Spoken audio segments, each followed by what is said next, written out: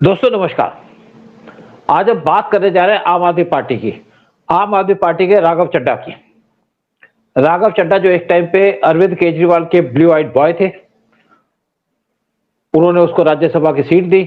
पहले उनको दिल्ली के अंदर पार्लियामेंट का इलेक्शन लड़वाया था जिसके अंदर वो हार गए थे। उस टाइम पे बीजेपी सारी सीटें ले गई थी। फिर उन्होंने इसको राज्यसभा की सीट दे दी। राज्यसभा की सीट देकर के उन्होंने पंजाब का प्रभारी बना दिया और राज्यसभा के अंदर पार्टी का मेन स्पोक्स पर्सन बना दिया। लेकिन अब अरविंद केजरीवाल ने राघव चड्ढा को कहा कि भाई आप राज्यसभा कुछ बोलेंगे नहीं। उनके हिसाब से पार्टी से बाहर निकालने की तैयारी की जा रही है, क्योंकि अरविंद केजरीवाल का कैरेक्टर ऐसा है, जो भी उनकी पार्टी के अंदर थोड़ी सी इंपॉर्टेंस दिखाता है उसको पार्टी से निकाल देते हैं। एक्चुअली तो जो आपके केजरीवाल है, इनकी प्रायोरिटी डिफरेंट है। जिस तरीके से इन्होंने कुमार विश्वास को पार्टी से निकाला, क्योंकि कुमार विश्वास से कहा कि आप क्यों खालिस्तानी को सपोर्ट कर रहे हैं, तो केजरीवाल ने उनको साइडलाइन कर दिया। केजरीवाल ने बहुत से जो पार्टी के लोग थे उनको साइडलाइन कर दिया, जो उनके साथ लड़े थे, खड़े हुए थे। और केजरीवाल प्रभारी है पार्टी के, मेन कंट्रोल पार्टी का उनके पास है। दिल्ली के अंदर केजरीवाल ने शीश महल बना के रखा था और केजरीवाल को था कि मुझे कोई हरा नहीं सकता। केजरीवाल ने बड़ा इंतजाम करके रखा था। केजरीवाल ने 300 प्लेट एडवाइजर रखे थे जिनको पैसे दिए जाते थे। केजरीवाल ने पूरा न्यूज के ऊपर कंट्रोल करके रखा था। हर एक न्यूज चैनल से उन्होंने इंपॉर्टेंट वहां पे लोगों को सिलेक्ट करके रखा था। उनको कोई ना कोई जॉब दे रखा था कि आप इस स्कूल को संभालोगे, आप यहाँ करोगे। और केजरीवाल ने पूरा मीडिया पे कंट्रोल करके रखा था। कोई भी मीडिया के खिलाफ नहीं बात करता था। इवन मैं बात कहूंगा कि जब रजत शर्मा का जो चैनल है वो उसने कभी भी केजरीवाल को क्रिटिसाइज नहीं किया। लेकिन केजरीवाल अपना चाल चलते रहे। उन्होंने दिल्ली के अंदर बांग्लादेशियों को बसाया। जब कोविड आया तो केजरीवाल ने यहाँ पे जितने भी लोग बैठे थे झुग्गियों के अंदर, बसें भेज करके अनाउंस किया कि आप यहाँ से जाइए, बसें बाहर खड़ी हैं क्योंकि कोविड फैल चुका है, हम कंट्रोल नहीं कर सकते। और केजरीवाल ने बसें भर के उनको बॉर्डर पे छोड़ दिया। और वहां पे जब पता चला कि बहुत से लोग स्ट्रैंडेड है, तो उस टाइम पे योगी ने अपनी बसें भेज के लोगों को अपनी स्टेट में रखा, कैंप बनाया और उनको अपने अपने घरों में भेजा 1 हफ्ते के कंफाइनमेंट के बाद। लेकिन केजरीवाल ने दिल्ली के अंदर कोई प्रोग्रेस नहीं की। उसके बाद भी केजरीवाल कॉन्फिडेंट थे कि इलेक्शन जीतेंगे, क्योंकि केजरीवाल ने पूरे तरीके से कंट्रोल करके रखा था। जितने भी जिहादी थे उन पे कंट्रोल था, सारे मुस्लिमों को वोट देते थे और केजरीवाल अपना एजेंडा चलाते थे। कोविड के टाइम में सारे हॉस्पिटलों के अंदर बेड्स बुक थे और केजरीवाल वही काम करते थे कि हिंदू मरे जाए भाड़ में। केजरीवाल नकली हिंदू हैं, केजरीवाल कम्युनिस्ट हैं। केजरीवाल ने सीएए से पैसे भी दिए थे अपने फंडिंग के लिए। और ये कहा जाता है केजरीवाल सीएए के फ्रंट लाइन बॉय थे। और जब केजरीवाल को जेल में डाला गया तो उस टाइम यूएस की स्टेटमेंट आई कि आपने इसको जेल में क्यों डाला। इंडिया ने कहा हम किसी की नहीं सुनेंगे, हमारा मीडिया या हमारा जो सिस्टम है वो अपने तरीके से काम करता है, जुडिशरी अपना काम करती है। तो केजरीवाल बहुत देर तक तो जेल में बैठे, लेकिन उसके बाद केजरीवाल शिफ्ट हो गए पंजाब के अंदर। वहां पे भी उनके लिए जंगल में शीश महल बना हुआ, दिल्ली से बेटर शीश महल है वहां पे। लेकिन जो आपके वहां के सीएम है वो एक दिन के लिए बाहर आते हैं, उसके बाद उनको कोई दवाई खिला दी जाती है, फिर हॉस्पिटल में एडमिट हो जाते हैं। यानी कि मान साहब को केजरीवाल ने बंधक बना के रखा है। नशा करते हैं, क्या करते हैं किसी को नहीं पता। इस टाइम पे पंजाब के अंदर सिचुएशन ऐसी है कि वहां पे नशा मुक्त होने के बजाय पूरी जनता को नशे में लुप्त किया जा रहा है। और इसी बीच में जब चड्ढा को यहाँ से पार्टी से कहा कि आपका कोई रोल नहीं है, तो चड्ढा रजत शर्मा के शो के अंदर आए, आपकी अदालत के अंदर आए और वहां से क्वेश्चन आंसर किया गया। लेकिन ये कहा जा रहा है कि रजत अब जो राघव चड्ढा है उसको बीजेपी के अंदर एंट्री मिलेगी, बीजेपी में आना चाहते हैं। और मुझे लगता है कि रजत शर्मा का यही पर्पज है। अब उदय शंकर पानी जी आप बताइए कि राघव चड्ढा एक हिसाब से पार्टी से निष्कासित होने वाले हैं और केजरीवाल का यही काम है कि आदमी के नसें काट दी जाए ताकि कुछ काम न कर सके। यही काम किया राघव चड्ढा के ऊपर। आपको क्या लगता है कि राघव चड्ढा क्या बीजेपी ज्वाइन करेंगे, क्या बीजेपी उनको देगी? सर आगे क्या होगा देखा जाएगा। वो आगे के ऊपर हम लोग कोई ओपिनियन बना नहीं सकते। हो सकता है ज्वाइन करें, हो सकता है नहीं ज्वाइन करें। अगर थोड़ी अकलमंदी बची हुई है राघव चड्ढा में तो वो ही विल कम टू बीजेपी। उनको पता है कि that is the party with future और हर यंग आदमी के लिए एक फ्यूचर है इन बीजेपी पार्टी। जहां तक टॉकिंग अबाउट हमारे ये क्या नाम है इनका, यार नाम ही भूल जाते हैं, जो पंजाब में आके बस गए अपने चीफ मिनिस्टर जो थे केजरीवाल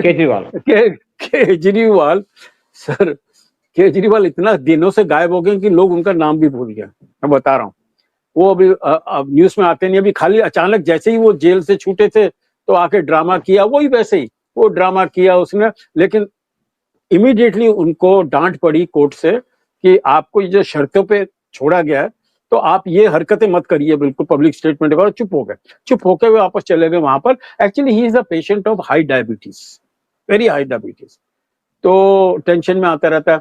और जहां तक कि सर ये केजरीवाल की बात करें, वो टिपिकल दिल्ली का ठग है, दिल्ली का ठग है। और इसको कट्टर, ये कट्टर ईगोइस्ट बेईमान। आदमी है। बेईमान तो है ही, ये तो ओवर स्मार्ट, वो जो बना ना वो कि भाई मेरे को तो अब तो कोई हिला ही नहीं सकता, उसके दिमाग में ये आ गया था कि मुझे दिल्ली से कौन हटाएगा। हाँ, और ऐसा हटाया दिल्ली वालों ने कि हरकतें तो उल्टी सीधी कर रहा था, तो जो उनकी पब्लिक की नजर में आया तो दे रिमूव्ड हिम। सर बड़ा ईगोइस्ट आदमी है और पागल आदमी, आई एम टेलिंग यू। ये आदमी किसी का नहीं है। ये आदमी जैसे डॉक्टर विश्वास ने कहा था कि उसको कहीं लगता है कि कोई आदमी मेरे से ज्यादा पॉपुलर हो रहा है, मेरे से ज्यादा लोग लाइक कर रहे हैं, वो मेरे से ज्यादा मीडिया में आ रहा है, तो पहला काम करता है उसको काट देता है कि वो पार्टी के लिए अच्छा है कि नहीं। और कान का तो कच्चा हो गई, क्योंकि वो अभी तो एक्टिव रोल है नहीं, वो दिल्ली में नहीं, वो पंजाब में बैठा हुआ, तो उसको वो तो वही बिलीव करेगा जो उसके कान में बोला जाएगा। किसी ने बोल दिया, मान ने भी, मेरे ख्याल से चीफ मिनिस्टर ने उसको बोला कि भैया क्या था कि पहले इसको राघव चड्ढा को चीफ मिनिस्टर बनाने वाले थे, लेकिन कोई वहां पर regional reason and communal reason की वजह से दे वांटेड सरदार जी। तो हालांकि सरदार जी की पगड़ी नहीं थी, he was a clean shaven sardar ji, तो इमीडिएटली सरदार जी का गेटअप ले लिया उसने और वो बन गया वहां पर। और राघव चड्ढा को उन्होंने राज्यसभा में खुश करने के लिए भेज दिया गया, तो ये यहाँ पर आ गए। तो मेरे ख्याल से उसको अभी फिर डर लग रहा होगा अपना मान को कि यार ये कहीं आ ना जाए वापस, तो उसने कान भरना शुरू किया हमारे केजरीवाल के। तो केजरीवाल तो बस अपने नशे में, पता नहीं या तो वो कौन सी दवाई दे रहे हैं इनको डायबिटीज की, या हो सकता है इनके 2-4 पैक चलते होंगे, क्योंकि दारू की तरफ तो इनका बड़ा रुझाव है। तो हो सकता है ऐसा कुछ नशे में आके इन्होंने कुछ कर दिया और इसको हटा दिया अचानक, जिससे नुकसान पार्टी का हुआ है। आपकी रेपुटेशन आज गई है। मुझे ऐसा है, आपके ख्यालात अलग है, अरविंद केजरीवाल के ख्यालात अलग है। आपने कहा यहाँ पे मान इसको पसंद नहीं करते, मान की कोई दिक्कत नहीं है। देखिए, मान एक दिन के लिए बाहर आता है जेल से और वहां पे कोई बात करनी होती है, प्रेस से बात करता है, केजरीवाल पे बैठा होता है, उसके बाद दोबारा से अस्पताल चला जाता है। ऐसा कहा जाता है कि केजरीवाल उसको नशे की गोलियां खिला देते हैं, जिसके बाद उसको अस्पताल जाना पड़ता है। मान की कोई वहां दिक्कत नहीं है। अगर मान की दिक्कत होती तो केजरीवाल पंजाब में ना बैठते। एक तरीके से डी फैक्टो सीएम इस टाइम पे पंजाब के। और क्या है कि वहां से घूमना जाना होता है तो कहते हैं गवर्नमेंट का हेलीकॉप्टर बुलाओ, गवर्नमेंट का प्लेन बुलाओ, उसमें आप बैठ के चले जाते हैं और नाम चलता मान का। मान को फर्क भी नहीं पड़ता।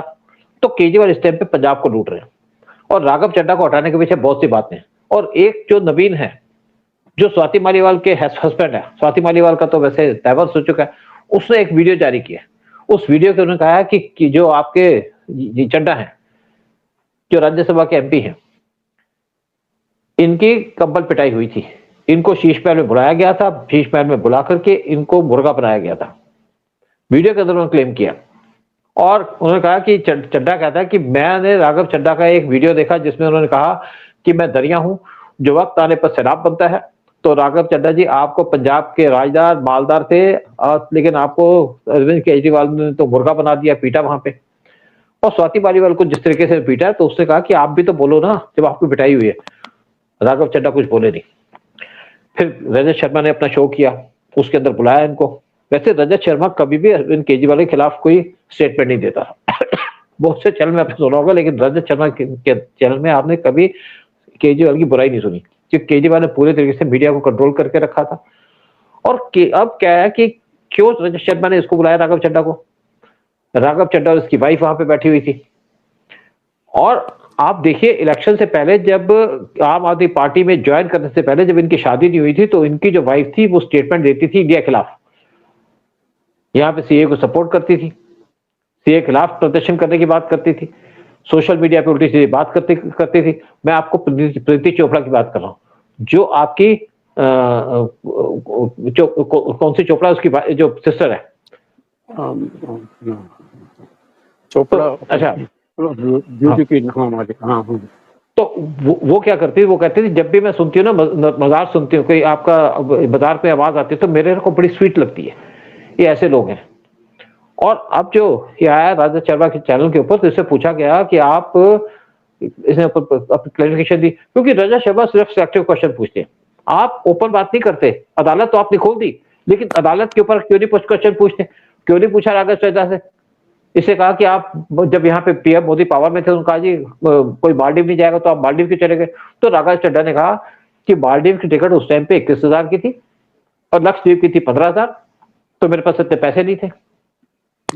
अब जो आदमी के पास 6,000 रुपए एक्स्ट्रा नहीं थे, मतलब एक जगह पे विजिट करने के लिए, जो जहां पे इंडिया का एक डिस्प्यूट चल रहा था, तो आप किस तरीके से नेशनलिस्ट हो सकते हो?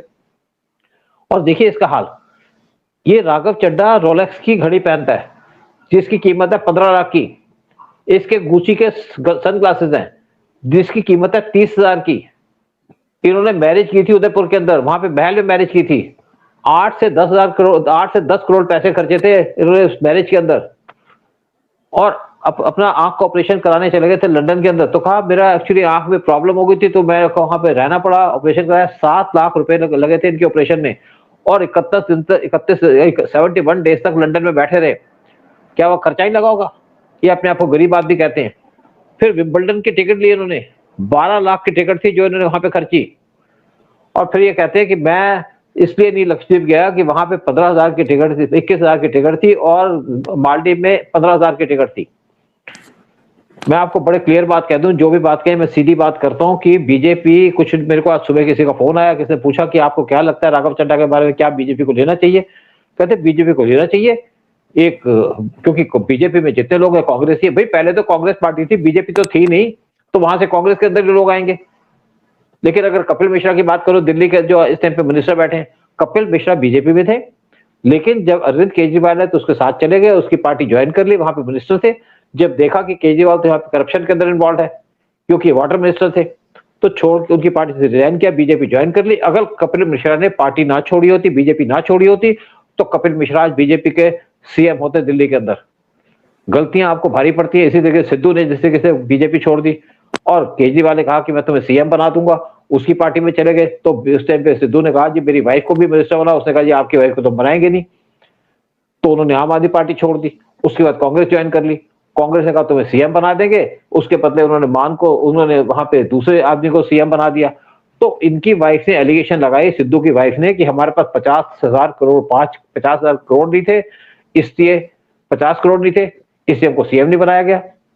तो ये हाल है कांग्रेस का। तो सिद्धू को वहां से निकाल दिया गया। अब सिद्धू धर की ठोकरें खा रहे हैं, प्रोग्राम में आते थे वहां भी नहीं आ रहे। तो आज राघव चड्ढा इस पार्टी को छोड़ते हैं तो बीजेपी कभी इस पार्टी की इनको नहीं लेगी अपनी पार्टी के अंदर, क्योंकि बीजेपी के पास अपने बहुत से लोग हैं। जो आदमी यहाँ पे 30 साल से काम कर रहा है, 50 साल से काम कर रहा है, उसको छोड़ करके राघव चड्ढा क्यों लोगे? क्या बीजेपी के पास शक्ल दिखाने के लिए लोग नहीं है, अच्छी सूरत के लोग नहीं है यहाँ पे? तो नीति चोपड़ा का क्या अचार डालना है हमने? तो बीजेपी राघव चड्ढा को अपनी पार्टी में नहीं लेगी, ये बात लिख के ले लीजिएगा, क्योंकि बीजेपी अपने जो लोग हैं उनको सपोर्ट करेगी। हेमंत विश्व शर्मा को दिया था क्योंकि हेमंत विश्व शर्मा के अंदर कैपेबिलिटी थी और मोदी की एक आंख है कैपेबिलिटी देखने की, इसीलिए उनको अपनी पार्टी के अंदर लिया। और आज अगर राघव चड्ढा ज्वाइन करना चाहते हैं बीजेपी, तो बीजेपी नहीं लेगी, क्योंकि बीजेपी के पास बहुत से लीडर्स हैं दिल्ली के अंदर भी, जिन्होंने यहाँ पे कमाल करके दिखा दिया। अगर आप रेखा गुप्ता की बात करो या आशीष सूद की बात करो, जब यहाँ पे लोगों ने उत्तम नगर के अंदर जिहादियों ने यहाँ पे हिंदू को मारा, तो इनकी बीजेपी की पूरी सपोर्ट थी, तभी तो यहाँ पे जिहादी भागने शुरू हो गए। तो बीजेपी में क्या प्रॉब्लम है? क्या लीडरशिप की कमी है? बिल्कुल कमी नहीं है। पढ़े लिखे की कमी है? कोई कमी नहीं है। अगर लीडरशिप की कमी है वो है कांग्रेस के अंदर, लीडरशिप की कमी है तो वो है समाजवादी पार्टी के अंदर, लीडरशिप की कमी है वो है आपकी लालू यादव की पार्टी के अंदर। तो इसलिए राघव चड्ढा का बीजेपी में कोई जगह नहीं है। रजत शर्मा जितनी भी कोशिश कर रहे हैं, बीजेपी उनको अपनी पार्टी के अंदर नहीं लेगी, क्योंकि ऐसे आदमी को जरूरत नहीं है जो दोगले हो, जिन्होंने दोगलापन दिखाया, जिन्होंने पास के अंदर भी ऐसी एलिगेशन लगाई है जो कोई बर्दाश्त नहीं कर सकता। इसलिए राघव चड्ढा गए, कहानी खत्म हो गई, और यहाँ पे उनकी कहानी खत्म हो गई। कुछ दिन शोर में जाएंगे, उसके बाद बैठ जाएंगे। सर ये राघव चड्ढा के डिफेंस में राघव चड्ढा के डिफेंस में मैं एक बात कहना चाहूंगा। अगर मालदीव गए तो मुझे पूरा यकीन है कि केजरीवाल ने उसको बोला कि यार अभी देख सरकार उसके अगेंस्ट में है, तू जा, you know we should show कि some prominent people are going. नहीं, क्या है कि ये लोग, क्योंकि वो लीडर से आया है इंस्ट्रक्शन, तो चले गया होगा यहाँ पर। तो गलतियां इसने की हैं, बट पिछले 1-2 साल से न्यूज ये आ रही है, इनके दिल्ली की जो खबर आ रही थी कि yes he is getting closer to BJP, और उसके अगर उसको बचना है, क्योंकि आप में तो रह के कुछ होगा नहीं, उसका कुछ नहीं होने वाला, अगर उसको फ्यूचर बनाना है तो बीजेपी ही आना पड़ेगा उसको। उदय, क्या बीजेपी इसको मिनिस्टर बना देगी? क्या बीजेपी इसको पीएम बना देगी? क्या बीजेपी इसको सीएम बना देगी? बस खत्म बात। देखो, दूसरी बात आपको बता दूं, केजरीवाल ने कहा मालदीव चले गए। केजरीवाल इसको अपनी चाहते थे इसकी लड़की से शादी कर ले अपनी से, वो तो नहीं की इन्होंने। केजरीवाल की बात नहीं मानी। केजरीवाल कहते थे आप पार्लियामेंट के अंदर शोर बचाइए, आप कुर्सियां फेंको, वो तो नहीं की इन्होंने। तो केजरीवाल की वाली बात क्यों मानी? केजरीवाल यहाँ पे गद फैलाना चाहते थे, उल्टी सीधी बातें करना चाहते थे। राघव चड्ढा भी वही बात कर रहे थे, लेकिन बाद में नहीं की। तो आप कोई केजरीवाल के लॉयल है तो रहिए उसके लॉयल, अगर आपने लॉयल्टी छोड़ दी तो केजरीवाल ने आपको छोड़ दिया।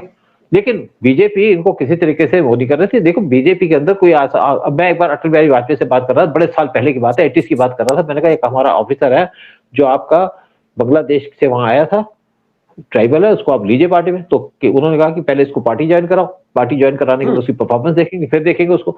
लेकिन आप बीजेपी इस टाइम पे ज्वाइन करने का मतलब नहीं है कि आपको बीजेपी ले लेगी या बीजेपी आपको सीएम बना देगी या बीजेपी आपको इलेक्शन लड़वा देगी। देखिए, हाँ, तो नहीं जैसा आपने कहा ना कि उन्होंने कहा कि ठीक है, आप ज्वाइन करना चाहते हैं ज्वाइन करिए, now prove your contribution to the party, prove your worth.